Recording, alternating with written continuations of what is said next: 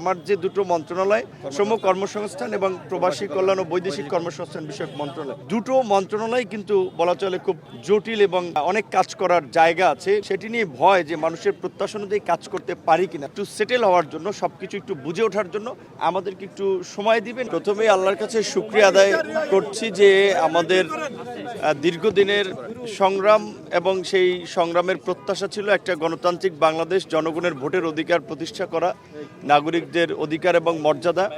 আজকে আমরা সেই বাংলাদেশের গণতান্ত্রিক যাত্রাপথে আনুষ্ঠানিকভাবে কার্যক্রম শুরু করেছি। আজকে মুক্তিযুদ্ধের শহীদদের প্রতি শ্রদ্ধা নিবেদন এবং বাংলাদেশের অবিসংবাদিত নেতা সাবেক রাষ্ট্রপতি জিয়াউর রহমানের এবং সাবেক প্রধানমন্ত্রী দেশনেত্রী বেগম খালেদা জিয়ার কবর জিয়ারত এবং শ্রদ্ধা নিবেদনের মধ্যে দিয়ে, এটা ঠিক যে আমাদের বিশেষ করে আমরা যারা নতুন এমপি হয়েছি এবং মন্ত্রী প্রতিমন্ত্রীর দায়িত্বে আছি, অবশ্যই আমার ব্যক্তিগত উপলব্ধির জায়গা থেকে একটা মানে ভয় তো থাকবে। ভয়টা হচ্ছে যে এতদিন ধরে আমরা মানুষের অধিকারের জন্য আমরা রাজপথে কথা বলেছি, আন্দোলন সংগ্রাম করেছি, এখন তাদের অধিকার নিশ্চিত করার জন্য আমরা কাজ করছি, দায়িত্বে আছি। বিশেষ করে আমার যে দুটো মন্ত্রণালয় শ্রম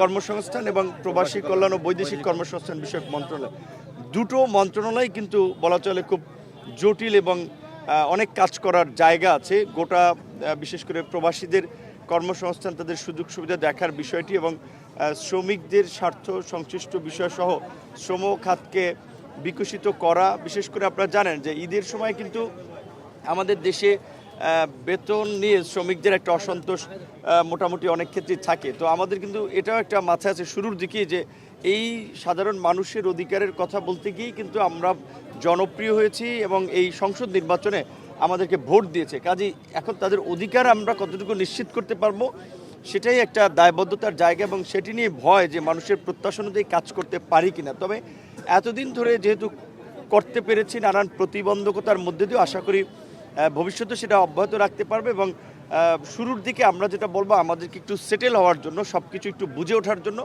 আমাদেরকে একটু সময় দিবেন এবং দীর্ঘদিন যেভাবে আমাদেরকে সহযোগিতা করেছেন ঠিক একইভাবে এই দায়িত্ব পালনেও আমাদেরকে সহযোগিতা করবেন। যেটা জনাব তারেক রহমান আমাদের মাননীয় প্রধানমন্ত্রী এবং আমাদের আন্দোলন সংগ্রামেও দেশের বাইরে থেকে নেতৃত্ব দিয়েছেন। দেশে আসার পরে দেখেছেন তার সমস্ত জায়গায় একটা স্লোগান, একটা বাক্য লেখা ছিল যে সবার আগে বাংলাদেশ। এটা ঠিক যে আমাদের দল মত থাকবে, কিন্তু সবার আগে আমাদের কাছে বাংলাদেশ এবং এই বাংলাদেশকে এগিয়ে নিতে হলে কিন্তু সবাইকেই মিলেমিশে কাজ করতে হবে, সমন্বয় করে কাজ করতে হবে। তো আজকে একটা এই পার্লামেন্টের আমি মনে করি বৈশিষ্ট্য হচ্ছে সরকারি দল বিরোধী দল সবারই দেশের জনগণকে নিয়ে একটা দীর্ঘ সংগ্রাম ছিল, কাছাকাছি চিন্তাভাবনার। কাজেই সরকারি দল বিরোধী দল পাশাপাশি জনগণ যদি একটু ইতিবাচকভাবে আমাদেরকে হেল্প করে, সহযোগিতা করে, আমরা কিন্তু জনগণের প্রত্যাশা অনুযায়ী আগামীর বাংলাদেশকে সেভাবে ঢেলে সাজাতে পারবো, পুনর্গঠন করতে পারবো।